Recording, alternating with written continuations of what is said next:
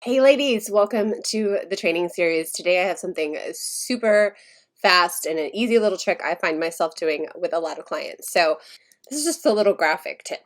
So I have this client that sent me this image and she really would like me to take out the doctor in front of her name. She's a dentist and she doesn't want to be referred to as a doctor in her business coaching.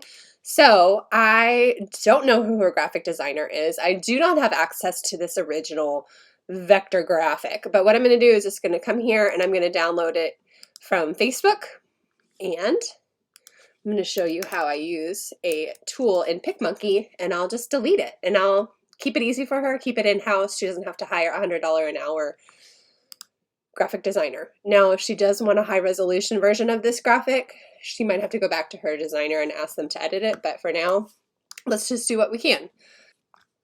I'm opening PicMonkey. I renamed it Her Business, and PicMonkey is a great free tool.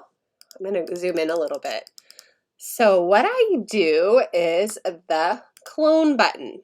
So it's going to be way too big. So let me zoom in a lot for you. You can see how it gets pixelated. It's not the highest quality graphic right now, but like I said, we're just going to be saving her money. So a clone tool, basically you click where you want the color to copy.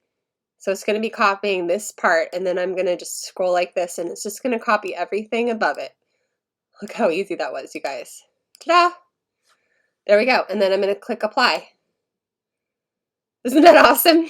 It's so easy. If you want to get more of my digital media tasks I do online for business owners, you can download my list of top 10 most requested tasks. That is in the link in the bio, and there we go. So now I'm just going to export it. It's not link in bio.